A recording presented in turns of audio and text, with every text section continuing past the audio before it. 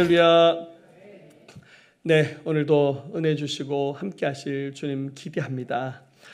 자, 올해 우리 교회의 슬로건이 바로 예배의 부흥으로 하나님께로 나아가는 교회입니다. 자, 그래서 오늘부터 시작해서 이번 한 주간 집회 가운데 이 주제의 말씀을 여러분과 함께 나누고자 합니다. 제가 주보에 미리 이번 집회 때 나눌 설교 제목들을 좀 미리 알려드렸습니다. 함께 기도하심으로 은혜 있는 귀한 한 주간이 되었으면 좋겠습니다. 자, 오늘 시간 새로운 부흥 이야기를 하고 싶습니다. 이 부흥은 바로 예배를 통한 부흥입니다. 자, 이 슬로건은 우리의 방향을 전해주는 메시지입니다. 여러분 한번 생각해 보십시오.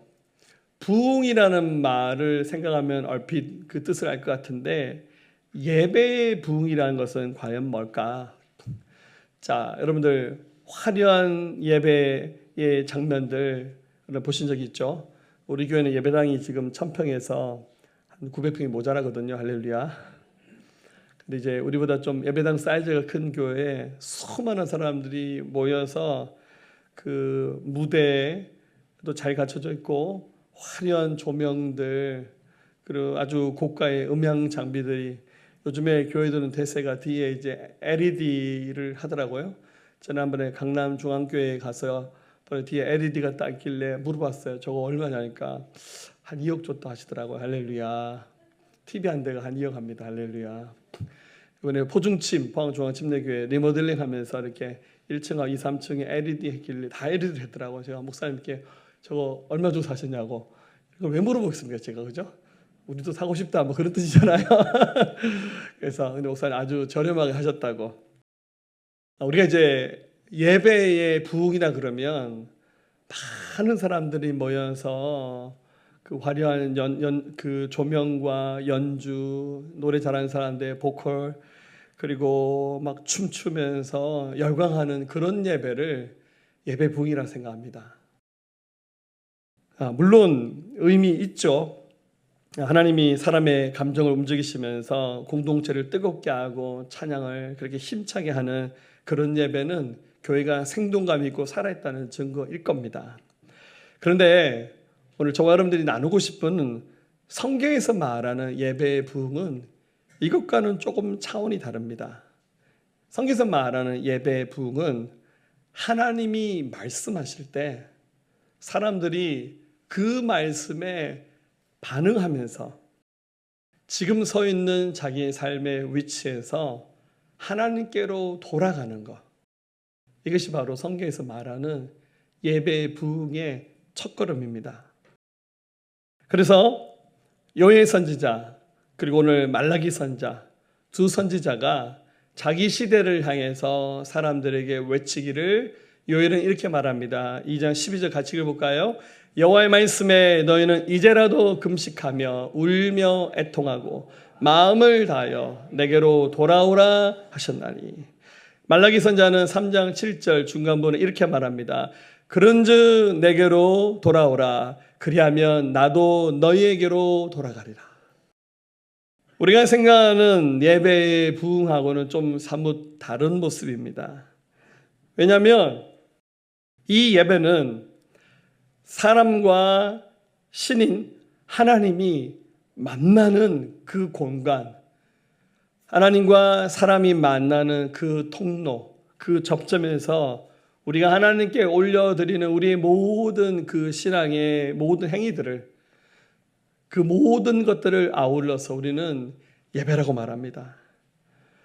자, 이렇게 말하면 예배 참석하고 있는데요. 오늘 주일 예배, 1부 예배, 2부 예배, 3부 예배도 있고 예배 참석하고 있는데요. 나는 예배에 빠뜨린 적이 없는데요. 라고 반문하신 분들도 있을 겁니다. 문제는 우리가 예배당에 앉아서 예배의식이라고 하는 것은 그런 대로 나름 지키려고 하는데 사실은 예배라고 하는 그 본질에서 얼마든지 벗어나서 형식은 유지할 수 있다는 겁니다. 찬양도 하고 기도도 하고 설교도 듣고 헌금도 하고 봉사도 합니다. 그런데 정작 우리 마음은 전혀 예배를 하지 않는 사람도 있습니다. 이런 경우 사실 저는 가장 두렵습니다. 하나님을 예배하고 있다고 하는 그 말이 자기 기만이 되어서 어쩌면 방패가 되어서 하나님께 돌아가야 될 필요성을 전혀 느끼지 못하게 된다면 어쩌면 그 사람이 가장 예배를 실패하고 있는 사람일 수도 있습니다. 유명한 신학자 윌버 스미스라는 사람이 구약을 연구하면서 성경에서 일어났던 부흥의 현장들, 성경에 부흥이 일어났던 장면들 많이 나오죠.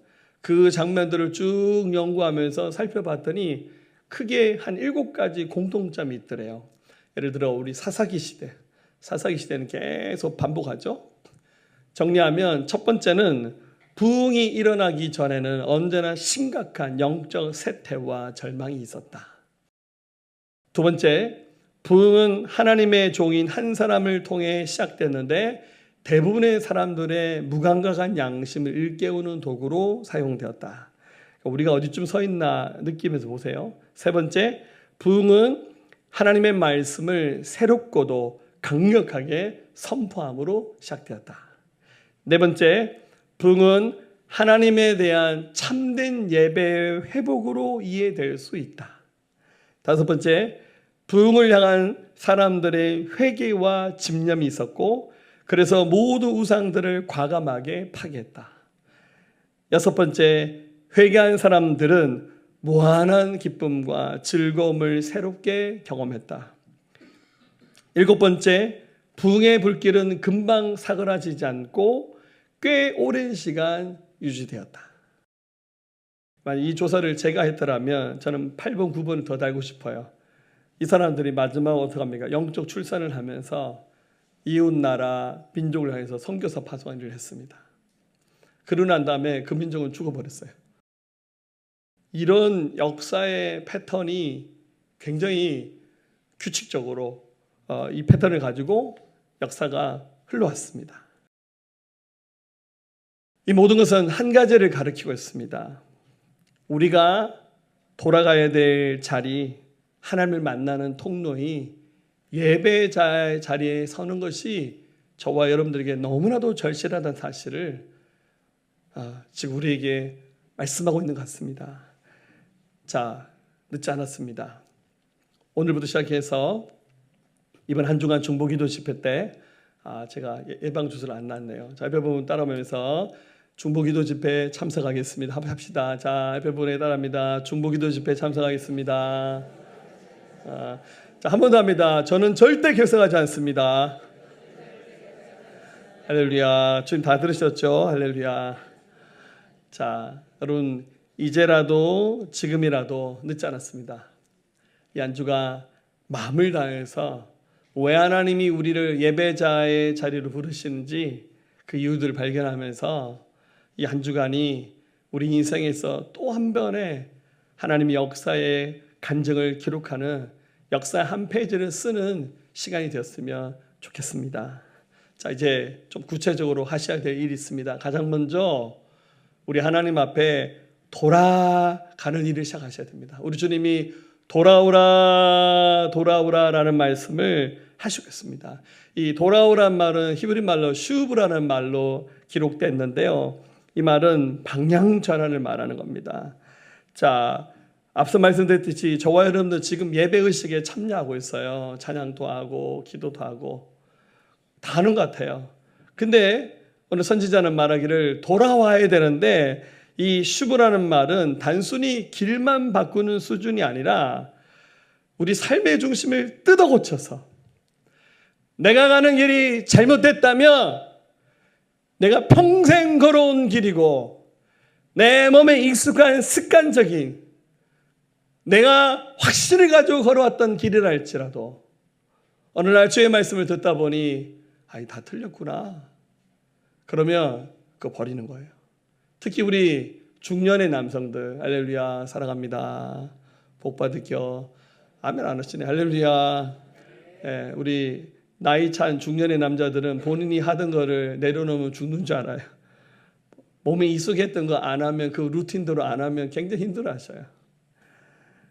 아무리 내 몸에 익숙한 것이라 할지라도 주의 말씀에 비쳤을 때 아니구나라는 생각이 들면 다 덮어버리고 나 주님께로 돌아가겠습니다.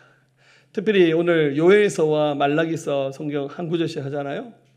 요엘 선지자의 외침과 우리 말라기 선지자의 외침은 좀 다른데, 여러분 요엘 시대 때 돌아오라는 말은 위기 속에서 하나님 부르시는 은혜의 초청이거든요. 여러분 요엘서에 나오는 가장 큰 핵심적인 사건은 그 요엘이 살았던 시대에 메뚜기 재앙이 일어났어요. 여러분들 이스라엘 팔레스타인 땅은 비가 많이 안 와요. 겨울에만 비가 조금 오고 여름 가을에는 비가 거의 오지 않아요. 그런데 비가 오지 않으면 그 유대 광야에 그렇게 파릇파릇했던 풀들이 순식간에 사막처럼 다 바뀌어버립니다. 정말 하나님을 의지하지 않고는 살 수 없는 곳이에요. 그런데 메뚜기 떼가 전국을 뒤덮었는데 순식간에 그 여러분들 생명체의 그 식물들 다 갉아먹어 버렸어요. 그 모세의 10가지 재앙에도 메뚜기 재앙이 나오잖아요. 이 자연재해입니다. 그러니까 하나님의 이 재해가 온 하늘을 덮어버렸습니다. 뭐를 말합니까? 너희 두들겨 맞아서 죽어봐라. 그런 뜻이 아니라 돌아오라, 돌아오라. 좀 북한이 좀 회개하고 돌아왔으면 좋겠어요. 북한과 우리가 통일하는 게 진짜 쉽지는 않아요. 왜냐하면 사상과 체계가 다르고, 저기는 뭐 독재자 집안이 지금 몇 대째 막 대를 이어가고, 지금 보니까 조그만 그 딸내미 데리고 이제 거기를 후계자로 세운다는데 기가 차요, 진짜. 여러분들 북한이랑 우리랑 같은 하늘에 살고 있잖아요. 남한과 북한과 차이 날 게 뭐가 있어요? 비가 와도 같이 오고 하늘에 해가 내리쬐도 똑같은 이 한반도에 살고 있는데, 제가 중국 단동을 많이 가봤는데 이 북한과 중국의 경계선이잖아요. 단동만 해도 진짜 잘 살아요. 단동에서요 이렇게 딱 보면 북한이 다 보여요. 거기 보면 놀이공원인데요, 한 번도 놀이공원 기구가 안 움직여요. 그걸 보면서 이 중국 땅도 이렇게 잘 사는데 북한은 왜 저렇게 못 살까? 하나님이 비를 안 내리시는 겁니까? 메뚜기 재앙을 보면서 이게 우연이 아니라 이런 재앙 앞에서 하나님이 돌아오라, 돌아오라는 주님의 사인으로 받아들여야 되죠. 말라기 선지자는요 좀 더 뒤에 시대 인물인데, 이스라엘 백성이 바벨론에서 포로 생활 마치고 돌아와서 하나님 은혜로 이스라엘을 회복했어요. 그 중간에 뭐 느헤미야도 등장하고 뭐 에스라, 학개, 스가랴, 우리 제사장 여호수아, 이런 분들이 막 성전을 회복하고 이스라엘 타운을 다시 건설하고, 중간에 돈이 필요하면 아닥사스다 왕이 또 하나님께서 고레스 왕의 마음에 감동해서 막 사람 붙여주고 군사를 보내주고, 재료 필요하면 레바논의 백향목 다 베어서 재료로 공수하고 기술자 다 보내면서 순식간에 꿈과 같이 이스라엘은 회복돼 버렸어요. 껍데기는 완벽했는데 그들의 속은 하나님께 돌아가지 못하는 모습을 보면서, 말라기 선지자가 말하는 돌아오라라는 말은 무뎌진 그들의 믿음을 일깨우는 하나님의 초청이었습니다. 말라기에서 말합니다. 3장 7절 만군의 여호와가 이르노라, 너희 조상들의 날로부터 너희가 나의 규례를 지키지 아니하는도다. 그런즉 내게로 돌아오라, 그리하면 나도 너희에게로 돌아가리라 했더니 너희가 이르기를 우리가 어떻게 하여야 돌아가리까 하는도다. 겉으로 봤을 때는 말씀을 지키는 것 같고 종교적인 행위를 하는 것 같지만 하나님 봤을 때는 다 틀렸어요. 다 가짜입니다. 그래서 주님이 돌아오라, 가던 길 멈추고 유턴하라는 거예요. 돌아오라고. 어쩌면 여러분들 우리 시대 한국교회의 모습과 너무 비슷하지 않나요? 그리고 우리 한국교회 죄송하지만 90%는 다 미자리 교회입니다. 우리 대한민국 교회가 뭐 5만 개, 6만 개 있고 코로나 때 10,000개를 닫았다는데 제가 그 통계는 잘 모르겠습니다. TV에 나오는 삐까번쩍한 멋있는 교회는 10%도 안 돼요. 대부분 교회들이 여러분들 다 뭡니까? 교인 100명이 안 되고 50명 안 되는 교회예요. 우리 목사님들 세금 신고하면요 세금이 안 나와요. 저 목회자 세금 신고하고 있거든요. 지금까지 한 번도 안 나오더라고요. 할렐루야. 저희 가족 이름 뭐 어머니 넣고 애들 이러니까 세금이 안 나와요. 그래서 내가 많이 안 버나? 할렐루야. 여러분들 TV에 나오는 부정적인 그런 이야기들 한국교회 10%도 되지 않아요. 그 소수교회들은 어마어마하게 많은 큰 건물에 수많은 인파들이 모여드는 교회가 있는가 하면 대부분 교회들은 굉장히 어렵습니다. 사람들이 많은 좋은 것을 갖추잖아요. 제가 경험했던 80년대 한국교회, 90년대 한국교회, 2000년대 초반까지 한국교회 참 좋았던 것 같아요. 은혜가 넘쳐났습니다. 저도 주일학교 교사 많이 했거든요. 토요일만 되면 토요일은 무조건 교회학교 신방한 날이에요. 그래서 전도지 들고 우리 동네 아이들 돌아다니면서 전도지 나눠주고 주머니 사탕 들고 와서 사탕 하나 주면서 야, 너 내일 교회 와. 여기 아침에 8시가 오면 선생님이 데려올게. 핸드폰도 없던 시절이잖아. 근데 그 다음 아침에 그 애들이 꼭 8시 나와요. 얼마나 착해요. 요즘엔 그래 데려갔다 신고 당합니다. 유괴범으로. 그렇게 해서 뭐 한 번 전도만 나가면 애들 5명, 10명씩 전도해서 애들 데려가면 어느 교회나 애들이 바글바글 했었어요. 그리고 뭐 교회에서 간식, 우리 교회 간식 보세요. 우리 교회는 먹는 데는 진심이거든요. 할렐루야. 애들 뭐 간식 뭐 그냥 뭐 허접한 거 줘도 애들 너무너무 좋아하고. 예, 제가 한동안 또 율동 잘하는 선생님이었지 않습니까? 할렐루야. 이게 여러분들 우리가 악보가 없으니까 궤도 아시죠? 궤도 만들어서 이렇게 손으로 가사를 써서 뭐 나는 구원 열차 타고 뭐 이런 가사를 써서 남녀 얘들아 이 찬양 부르자. 지금 생각하면 되게 어설퍼요. 악기가 어디 있어요? 조율도 안 된 피아노 하나가 다예요. 선생님들도 다 틀리게 치고 할렐루야. 그래도 은혜 넘쳐났었어요. 음향 시설이 어디 있습니까? 그 다음에 나온 게 OHP였습니다. OHP에다가 이제 가사를 쓰는 거 이렇게 쓰다 보면 가사를 틀리게 써서 노래 부를 때 불편해요. 저 가사 왜 틀렸나? 지금보다 200%, 300%더 많이 은혜가 있었던 것 같아요. 왜 그렇습니까? 겉으로 채워진 인프라가 문제가 아니라 우리 중심이 하나님께 돌아가 있었던 것 같아요. 하나님께 향하지 않는 예배, 종교생활 이제 끝내야죠. 생각해 보십시오. 어느 날 우리 예배가 주님과 만나는 예배가 아니라 삶의 루틴이에요. 주일만 되면 가방 들고 가는 거죠. 기도가 대화가 아니라 절차입니다. 해야 되는 거니까. 어느 날 하나님보다 사람들의 평가나 자기 욕망, 편안함, 익숙함이 더 중요해지는 거죠. 그래서 불편함 하지 않아요. 뭔가 내가 예상하지 않았던 걸 시키면 딱 싫어합니다. 하나님께서 원하시는 일은 네가 좀 더 뭔가를 많이 했으면 좋겠다가 아니에요. 하나님은 돌아왔으면 좋겠다. 우리 이벤트, 행사 그게 우리 신앙생활의 중심이 되면 안 됩니다. 하나님께 돌아서는 예배가 우리 교회의 1번이 되어야 됩니다.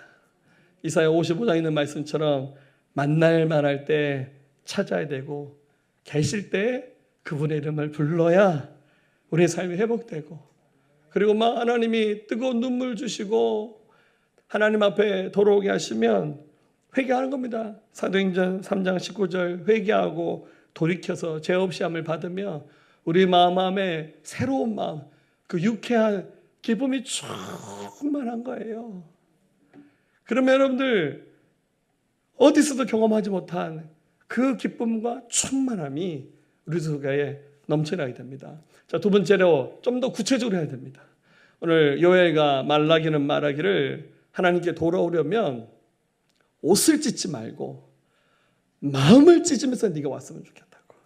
자, 13절에 나오죠. 옷을 찢지 말고 마음을 찢고 너희 하나님 여호와께로 돌아올지어다. 그는 은혜로우시며 자비로우시며 노하기를 더디하시며 이내가 그 시사 뜻을 돌이켜 재앙을 내리지 아니하신다고.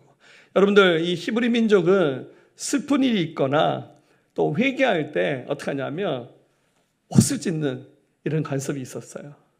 자, 잘 하셔야 돼요. 어제 롯데백화점에서 샀는 새 옷을 입고 왔는데 오늘 은혜 받아도 확 찢어버리면 집에 가서 더 뜨거운 눈물 흘릴 수도 있어요. 할렐루야. 자, 본인이 예배하다가 갑자기 마음에 감동이 들면 하나님 이게 뭡니까? 제가 잘못 살았네 하면 그 자리에서 어떤 옷을 입고 들어가냐 그 옷을 칼기가 찢어버리는 거예요. 이렇게. 그래서 예배하다가 누가 옷 찢으면 그냥 내버려 두셔야 돼요. 은혜 받았구나 하면서. 여자분들 그러시면 안 돼. 남자분만 하세요. 할렐루야. 아, 저 사람 은혜 받았구나. 근데 하나님 이 말씀을 콕 집으시면서 옷 찢지 말고 네 마음을 찢으라고. 그럼 마음을 어떻게 찢습니까? 이 말이 카라라는 히브리 단어로 됐는데요. 해집는 정도가 아니라 속을 가리고 제치는 겁니다. 마치 수술하는 의사들이 메스를 들고 이렇게 뭐 깔짝깔짝 찢어서 대수술하는 거 있습니까? 여러분들 손가락 이렇게 해서 수술하는 게 아니라 의사가요 손을 두고 사람 배를 확 갈라버립니다. 그렇게 해서 속에 있는 장기를 끄집어내서 대수술하잖아요. 확 찢어버린다는 뜻이 그 뜻이에요.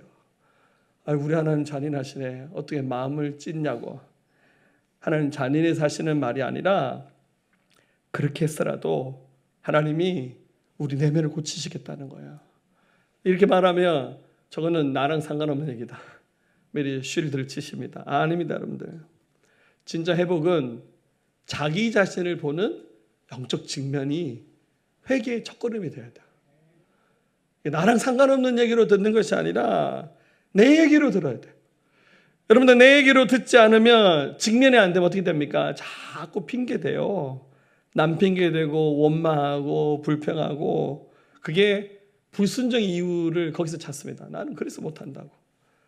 여러분들 하나님이 처음 만들었던 아담과 하와 부부가 어떻게 했죠? 에덴 동산에서 하나님 먹지 말라고 했던 선악과를 먹었잖아요. 근데 하나님 너무너무 답답하시고 급하시니까 하나님이 에덴 동산에 그냥 찾아오셨어요.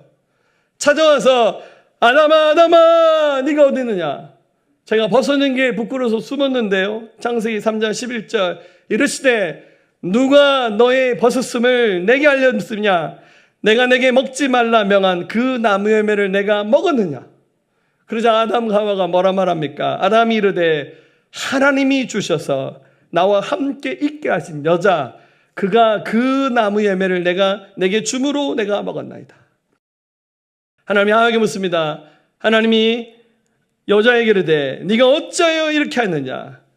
여자가 이르되 뱀이 나를 깨므로 내가 먹었나이다. 핑계댔죠. 하나님 나 저 사람 때문에 못 살겠어요. 어쩌다 내가 저런 원수를 만나서 결혼했고 내가 어떻게 이런 원수를 내 자식으로 낳았고 그리고 왜 이렇게 가는 곳마다 나를 괴롭히는 원수가 있냐고 이렇게 말하잖아요. 직장에 가니까 내가 아무개 때문에 직장 때려쳐야겠다. 나 저 사람 너무너무 싫어서 일 못하겠다고. 교회를 왔는데 우리 교회에 꼴 보기 싫은 사람이 있어. 나 저 사람 때문에 진짜 신앙생활 못하겠다고. 또 같은 목장이야. 할렐루야. 너무너무 힘들어. 이렇게 말하시는 피드백들이 종종 있어요. 뭐 누가 잘잘못했는지 모르겠어요. 근데 여러분 그 원인을 남 탓에서 찾지 마시고 자기 자신에서 찾으셔야 돼요. 그래야 문제가 해결됩니다. 하나님 앞에 의인이 어디 있습니까? 다 50보 100보입니다. 다 똑같아요. 남 탓하기 바빴고 핑계대기 바빴던 아담과 하와가 했던 그 행동을 우리가 그대로 하고 있잖아요. 그러나 자기 자신을 보는 거 보면 볼수록 절망스럽고 한심스럽죠. 뭐 인생이 이런 인생이 다 했나? 나는 실패한 삶을 살았구나. 이런 생각이 드시죠? 여러분 그 순간이 최고의 희망의 순간입니다. 하나님께서 그 순간 회개하고 돌이키면 하나님이 그 마음을 받으십니다. 시편 51편 17절 하나님께서 구하시는 제사는 상한 심령이라. 그러니까 하나님은 상한 심령을 제물로 받기 원해요. 하나님 나 아무 문제 없어요. 하나님 나 해피해요. 저 괜찮아요. 하나님 그런 마음 태도보다는 하나님 죽을 것 같아요. 이번 주도 완전 죄를 엄청나게 많이 지었고요. 싸움도 엄청나게 많이 했고요. 남 미워와 원망 많이 했습니다. 이런 상한 마음으로 찾아온 예배를 어쩌면 하나님 더 기뻐하실 수 있어요. 그에게 통회하는 마음을 주셔서 주께서 멸시하지 않는다라고 말씀해 주셨어요. 여러분 그럴싸한 종교적인 언어로 포장된 예배 많이 해요. 말 잘하는 사람 많죠. 대표기도 얼마나 잘합니까? 대표기도 제가 제일 잘하죠. 제가 잘한다는 말이 아니라 말은 잘하잖아요. 근데 그게 다는 아니잖아요. 설교하시는 목회자들 설교 얼마나 잘합니까? 제가 뭐 유튜브나 극동방송 들어보니까 저 빼고 목사님들 설교 다 잘하시는 것 같아요. 찬양 신학교 다녀보세요. 교회 음악가 애들이 노래 제일 못 불러요. 할렐루야. 좀 우스개로 하는 말이 신학교 가면 음악 전공 안 하지 않는 신학과 애들이 찬양 더 잘해요. 그냥 말하자면 그런 거예요. 못한 사람이 누가 있어요. 근데 그게 전부가 아니라는 거예요. 자기 자신을 보면서 마음을 찢으면서 돌아야 돼요. 하나님 구체적으로 말합니다. 금식하고 울며 애통하며 마음을 다해서 전심으로 돌아오면 된다. 여러분, 죄는 마취제와 같아요. 한번 빵 맞으면 얼어버려가지고 감각이 없어요.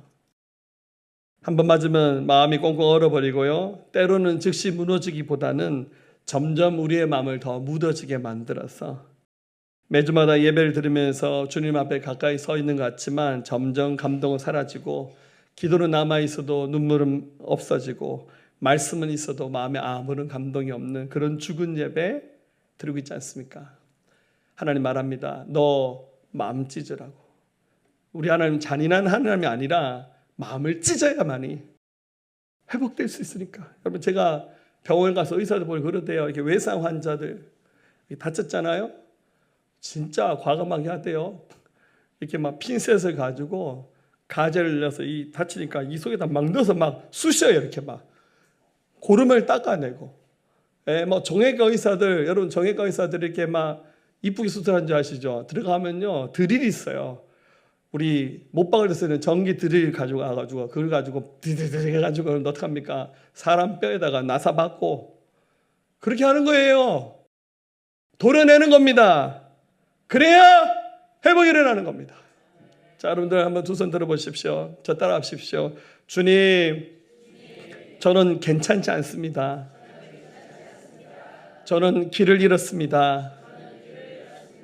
저는 주님과 멀어졌습니다.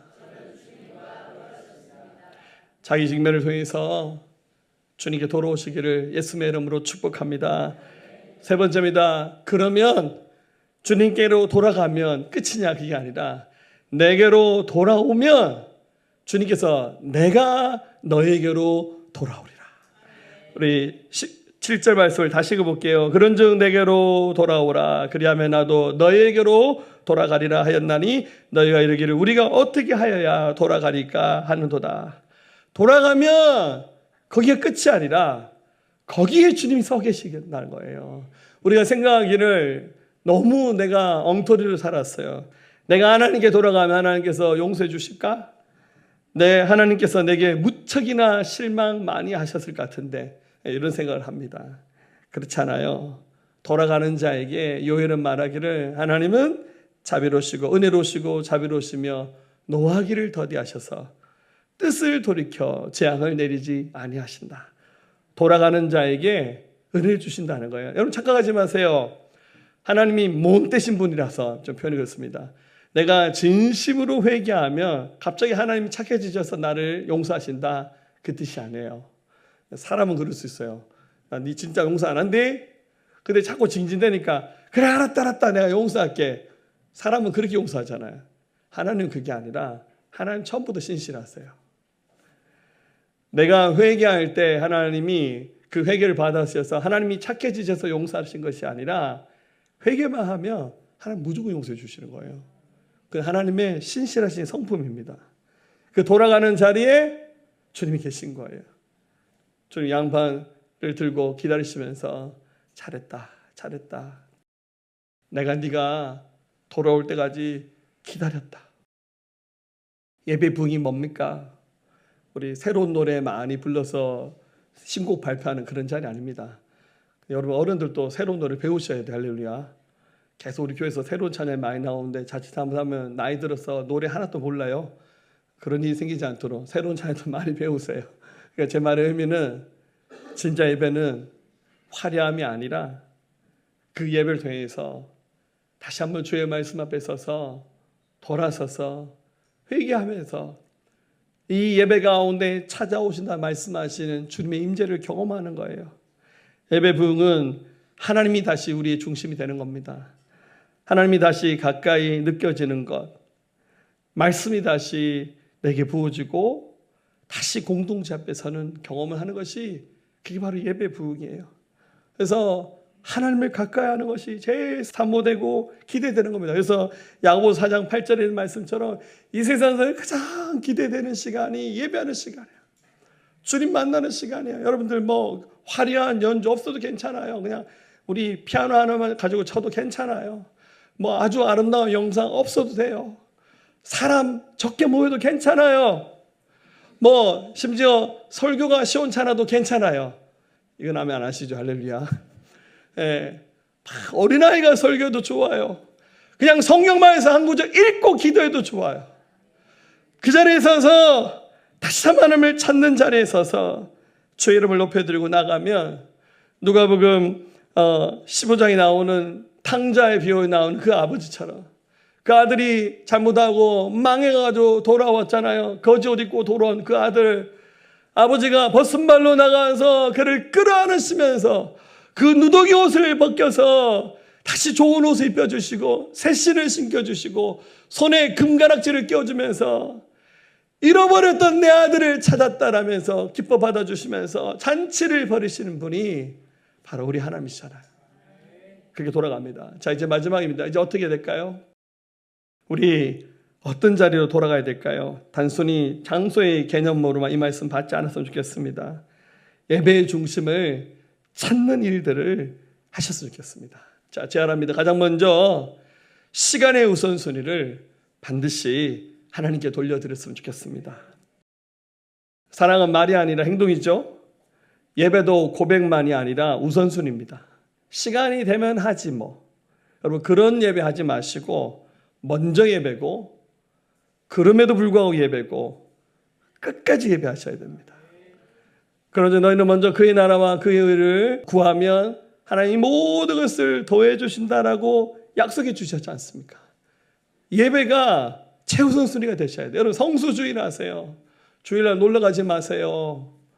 결혼식 가지 마세요. 할렐루야. 가시다가 최소한 일부 예배 드리고 가세요. 온라인 예배, 여러분 온라인 예배는 특별한 상황 있는 분들을 위해서 하는 거지 신앙생활 온라인 예배 하라고 한 거 아닙니다. 그럴 것 같으면 우리 온라인 예배 안 할 거예요.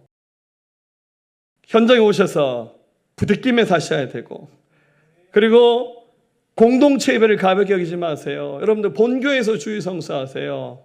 나는 딴 교회 가서 주일 예배, 여러분 그건 특별한 경우가 아니고는 안 되는 겁니다. 히브리서 10장 25절 모이기를 피한 어떤 사람들의 습관과 같이 하지 말고 오직 권하여 그 나이에 가까워 볼수록 더욱 그리하라. 제가 유튜브로 어떤 목사님 설교 들었는데 너무 화가 나더라고요. 우리 교회는 교제 안 합니다. 예배 마치고 밥 먹고 앉았더니 뭐 장로들끼리 서로 세상 얘기하고 권사님들 뭐 하다 보니 맨날 싸우니까 이럴 바에 모이지 마라. 예배 끝나고 다 집에 가라. 이거를 목사 하는데 조회수가 수천 수만이 나왔더라고요. 제가 들으면 너무 화가 나더라고요. 제가 유튜브에 남의 영상에다 댓글 같은 거 안 달거든요. 한 10년 만에 처음 댓글 달았어요. 목사님 이러시면 안 됩니다. 목사님 얘기에 다 아멘 하잖아요. 목사님 경험상 그런 일이 있어서 모임이 안 돼서 모임을 없앴다는 거 10분 이해는 하지만 성경대로 가르치세요. 어렵다고 해서 포기하지 않고 힘들다 해도 하나님 말씀이라면 시도하고 지키는 게 그게 믿음이잖아요. 왜 성도들에게 그렇게 가르치세요? 어떤 분들은 이렇게 얘기합니다.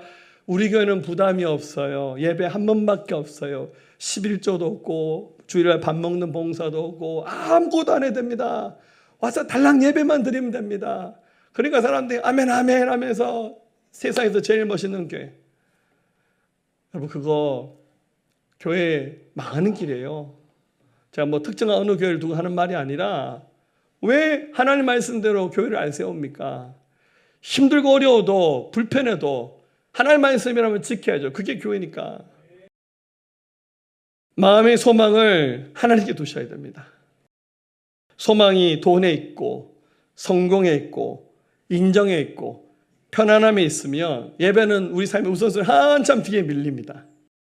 그러면 예배는 해도 되고 안 해도 되고 되는 그런 것으로 천덕꾸러기처럼 여겨지는 거예요. 예배가 하나님 만나는 자리인데 내 인생의 소망이 하나님이 아니니까 예배는 뭐 해도 되고 안 해도 되는, 그러니까 자꾸 말하기를 예배 줄입시다, 모임 줄입시다, 설교 짧게 해주세요. 할렐루야. 오늘 좀 작심하고 길게 한 날입니다. 할렐루야. 일부 예배보다 짧은 것 같아요. 우리 소망을 하나님께 두셔야 됩니다. 세 번째입니다. 모든 관계의 방향을 하나님께 돌려야 됩니다. 여러분 예배는 수식적으로 하나님을 예배하죠. 하나님과의 관계가 회복되면 수평적인 사람들과의 관계도 생각이 나고 회복돼야 될 것이 보입니다.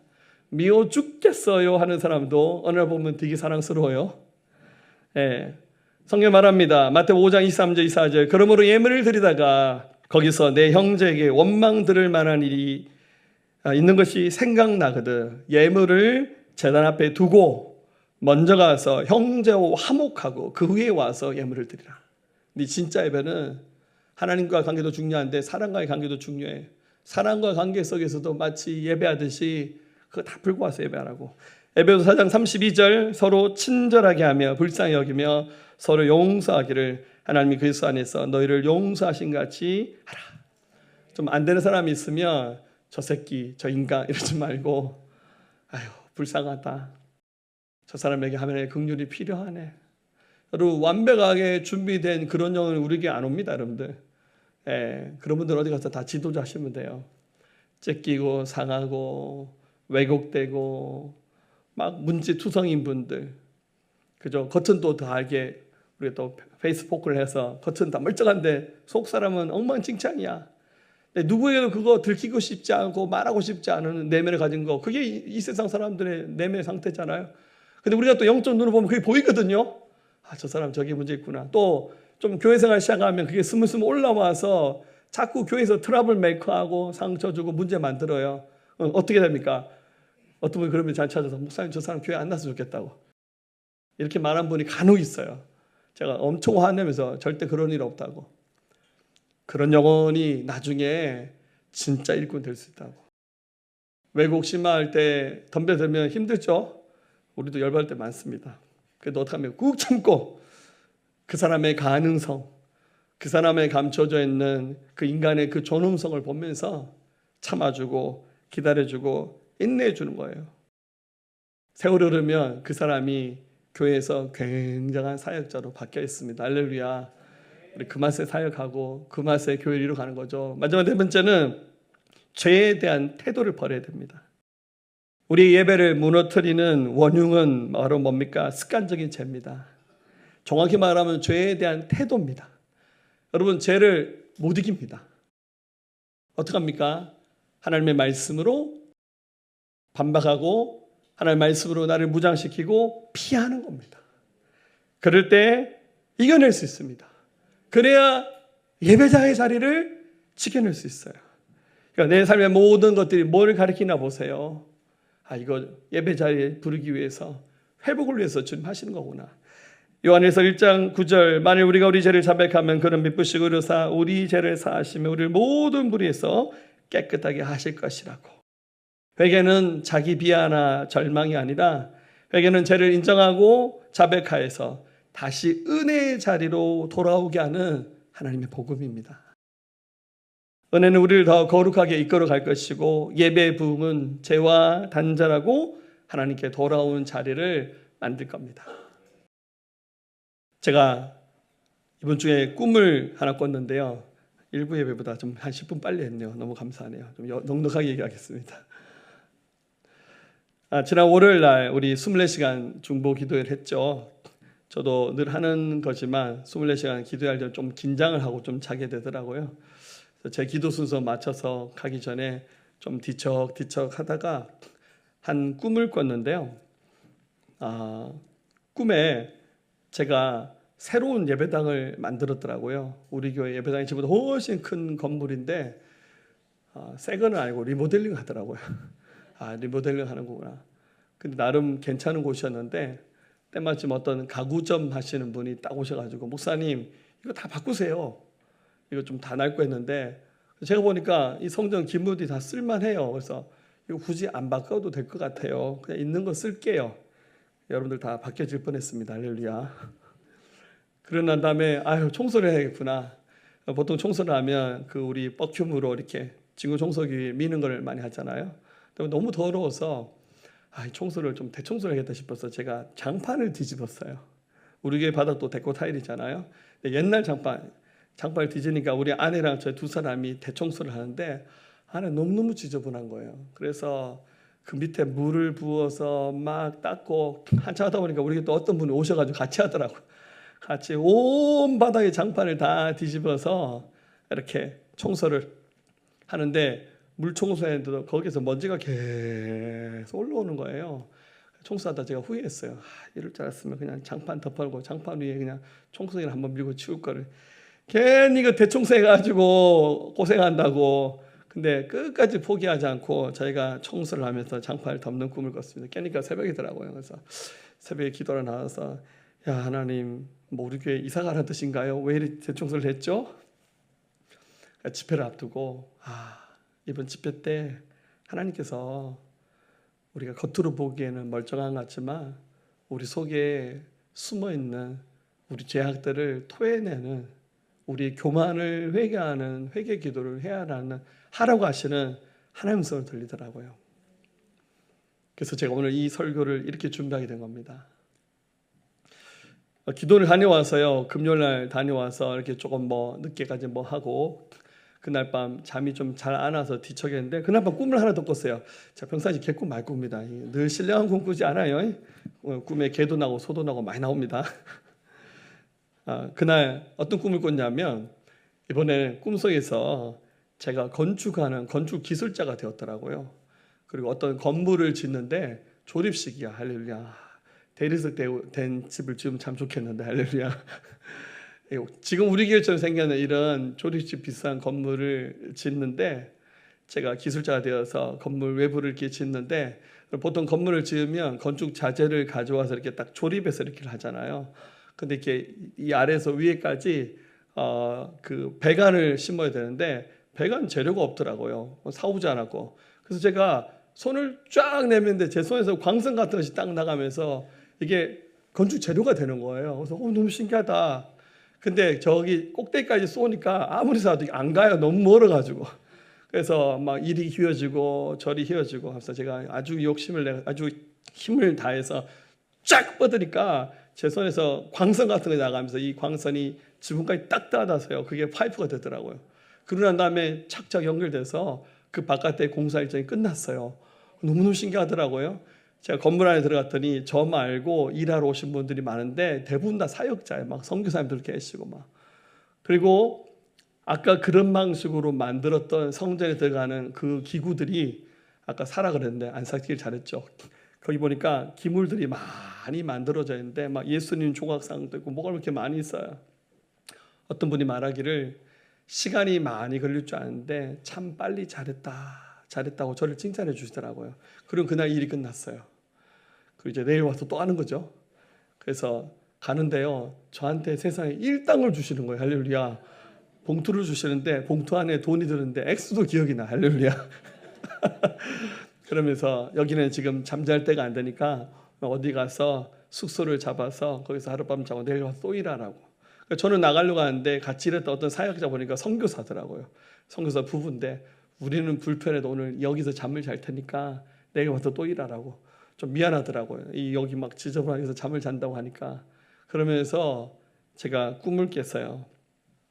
그래서 가장 먼저 생각났던 말씀이 에베소서 2장 22절 말씀이었습니다.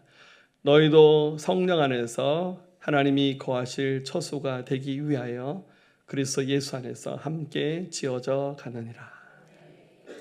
하나님, 이번 집회 때 회개 운동도 하게 하시고 우리가 하나님의 성전의 한 부분이 되어서 하나님 우리 교회를 다시 짓는 일을 하시러 가는가 보다. 하나님을 기대하는 마음도 들고 또 하나님께 죄송한 마음도 들었습니다. 이번 한 주간 기도 집회가 열리는 주간입니다. 작년에 여러분 어떻게 기도했는지 기억나시죠? 작년 집회 사진 몇 장만 뽑았어요. 우리 이렇게 기도했습니다. 예쁜 사람만 다 나오겠습니다. 할렐루야. 열심히 기도했죠? 여러분, 이번 집회가 우리에게 다시 한번 하나님을 가까이 할 수 있는 최고의 축복의 기회가 됐으면 좋겠습니다. 중보기도는 누군가를 위해서 열심히 기도해주는 행사가 아니라 우리 모두가 함께 손을 맞잡고 하나님께 돌아가는 시간입니다. 지금까지 내가 주인이 되어서 스스로 내가 원하는 삶을 살고 얻어터지고 깨지면서 멈칫멈칫하는 신앙생활을 해오셨다면 이제 우리 주님께 돌아갑시다. 그 자리에 주님 서 계실 겁니다. 주님이 당신이 돌아온 자녀들에게 야! 이렇게 야단치신 것이 아니라 잘했다, 괜찮다, 괜찮다, 이제라도 늦지 않아서 라고 우리의 등을 두들겨 주시면서 새로운 성령의 은사도 주시고 열매도 주시고 능력 주시면서 모든 사명을 잘 이룰 수 있는 그런 은혜를 우리에게 베풀어 주실 겁니다. 이 한 주간 이 집회에 저와 여러분들이 주인공처럼 은혜 받는 하나님의 사람이 될 수 있도록 예수님의 이름으로 간절히 축원합니다.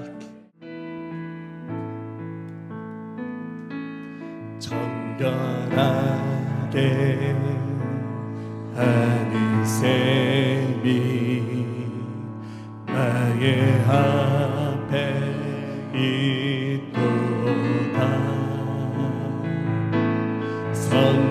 성령께서 권고하되 죄 씻으라 하시네. 내가 은근 비록 좁고 내 뜻대로 안 되고 모든 욕심 다 버리고 주만 따라가겠네. 정결하게 하는 하는 셈이 나의 앞에 있도다. 성령께서 권고하되 죄 씻으라 하시네. 내가 능히 비록 좁고 내 뜻대로 안 되고 모든 욕심 다 버리고 주만 따라가겠네.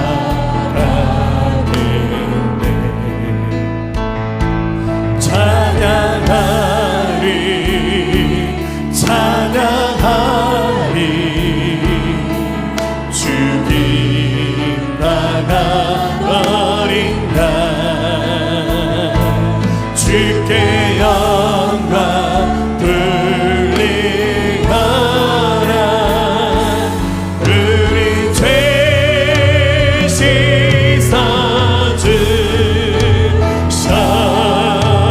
씻어주셨네. 찬양하리 찬양하리 찬양하리 죽임당한 어린 양 주께 영광 돌리거라. 우리 죄